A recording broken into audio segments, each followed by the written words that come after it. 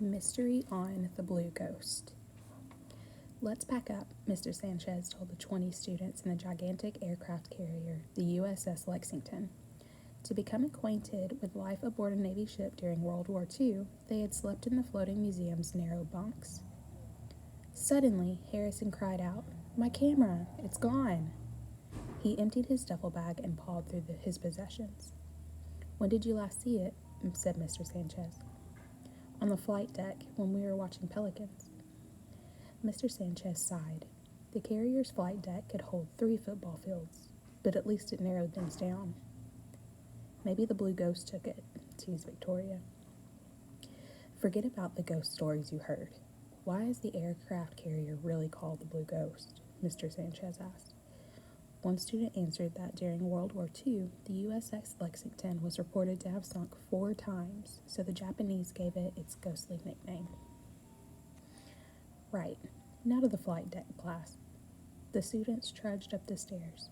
"There it is," shouted Harrison. He pointed to the control tower, which rose 150 feet high. Dangling from a tall antenna was a silver rectangle. "Nobody could have gotten way up there," said Victoria. "Perhaps not, but look," exclaimed Mr. Sanchez. Near the dangling camera, a pelican flapped lazily toward the outer bay, scanning the water for the silver flash of a tasty fish.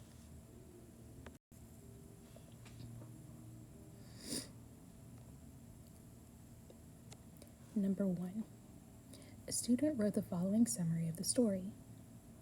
Mr. Sanchez's class visits the aircraft carrier Lexington. When it's time to leave, Harrison can't find his camera. He should have kept the camera in his bag. The class looks for the camera on the flight deck. They find it dangling from a tall antenna near a pelican. Which sentence should not have been included? A. Mr. Sanchez's class visits the aircraft carrier Lexington. B. When it's time to leave, Harrison can't find his camera. C. He should have kept the camera in his bag. D. The class looks for the camera on the flight deck. Number 2. Which sentence best summarizes how the mystery was solved? A. The carrier is called the Blue Ghost because it was reported to have sunk 4 times during World War II. B. The class figured out that the pelican had mistaken the silver camera for a fish. C. Harrison brilliantly realized the camera was on an antenna. D. Harrison should not have brought his camera with him because it created a big problem.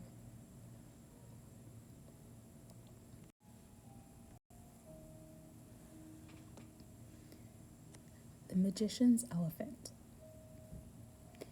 At the end of the century before last, in the market square of the city of Baltese, there stood a boy with a hat on his head and a coin in his hand.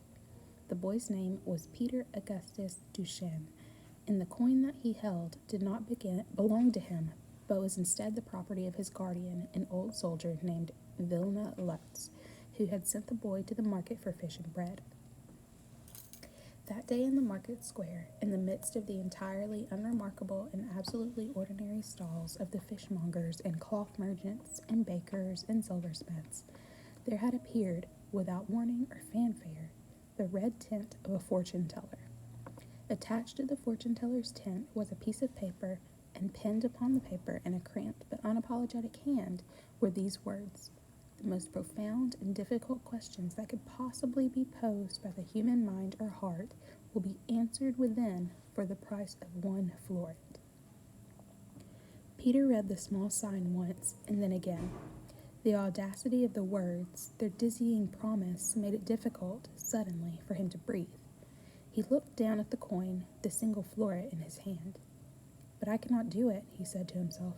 "Truly I cannot, for if I do, Vilna Lutz will ask where the money has gone, and I will have to lie, and it is a very dishonorable thing to lie." He put the coin in his pocket. He took the soldier's hat off his head and then put it back on. He stepped away from the sign and came back to it and stood considering again the outrageous and wonderful words. "But I must know," he said at last. He took the florin from his pocket. "I want to know the truth, and so I will do it, but I will not lie about it, and in that way I will remain at least partly honorable." With these words, Peter stepped into the tent and handed the fortune teller the coin. And she, without even looking at him, said, "One floret will buy you one answer and only one. Do you understand?" "Yes," said Peter. He stood in this small patch of light, making his sullen way through the open flap of the tent. He let the fortune teller take his hand. She examined it slowly, moving her eyes back and forth, as if there was a whole host of very small words inscribed there. An entire book about Peter Augustus Duchesne composed atop his palm. "Huh," she said at last. She dropped his hand and squinted up at his face. "But of course, you were just a boy." "I am 10 years old," said Peter. He took the hat from his head and stood as straight and tall as he was able. "And I am training to become a soldier, brave and true. But it does not matter how old I am. You took the floret, so now you must give me my answer." "A soldier brave and true?" said the fortune teller. She laughed and spat on the ground. "Very well, soldier brave and true. If you say it's so, then it's so. Ask me your question." Peter felt a small stab of fear. What if, after all this time, he could not bear the truth? What if he didn't really want to know? "Speak," said the fortune teller. "Ask." "My parents," said Peter. "That's your question?" said the fortune teller. "They're dead." Peter's hands trembled. "That's not my question," he said. "I know that already. You must tell me something I don't know. You must tell me of another. You must tell me." The fortune teller narrowed her eyes. "Ah," she said. Your sister. That's your question. Very well. She lives." Peter's heart seized upon the words. He closed his eyes. He concentrated. "If she lives, then I must find her. So my question is, how do I make my way there, to where she is?" He kept his eyes closed. He waited. "The elephant," said the fortune teller. "What?" Peter said. He opened his eyes, certain that he had misunderstood. "You must follow the elephant," said the fortune teller. "She will lead you there."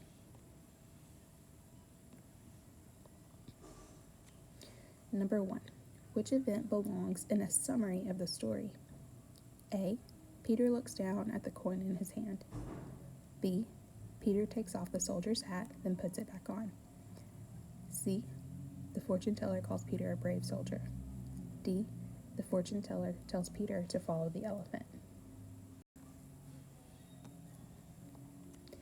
Which sentence expresses an opinion? A. Peter has a coin that belongs to his guardian. B. Peter sees a fortune teller sign pinned to a tent. C. Peter learns that his sister is still alive. D. Peter makes a good decision in giving up his coin. 3. Which sentence best summarizes paragraphs 4 through 6? Peter walks around the fortune teller's red tent. B. Peter worries about telling a lie to his guardian, Vilna Lutz. C. Peter has trouble deciding whether to visit the fortune teller. D. Peter tells himself that the truth is definitely worth knowing.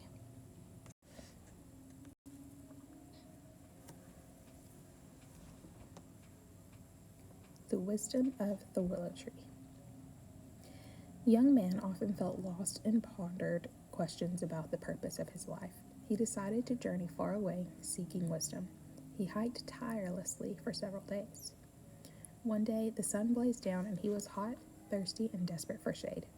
In the distance, he saw a willow tree and crawled to it. Exhausted, he lay between its roots and had a vivid dream. In the dream, the tree had a wise old face that smiled at him and looked strangely familiar. "Young man," said to the tree, "I have failed on my journey. I still don't understand how to live my life. I'm thirsty and weary, and I cannot summon the strength to return home." The tree then reached down its oldest branch, stroked the young man gently on the cheek, and said, "Sleep in my shade. I am old and know the value of rest.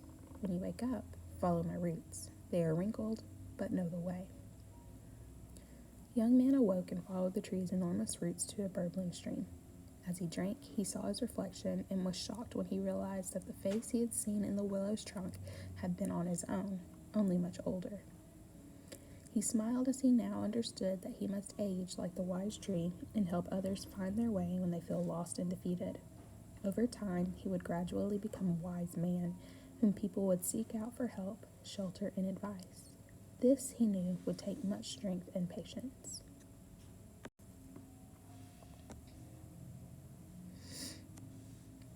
One.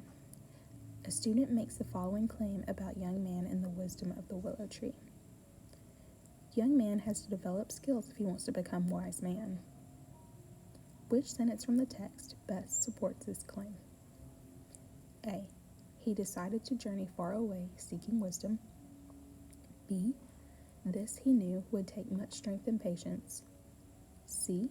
I am old and know the value of rest. D. In the instance, he saw a willow tree and crawled to it.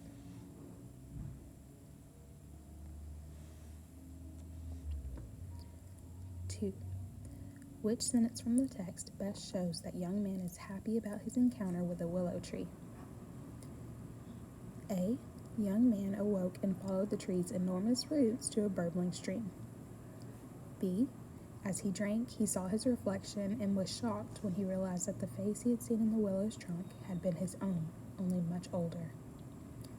C. I'm thirsty and weary, and I could not summon the strength to return home. D. He smiled as he now understood that he must age like the wise tree and help others find their way when they feel lost and defeated.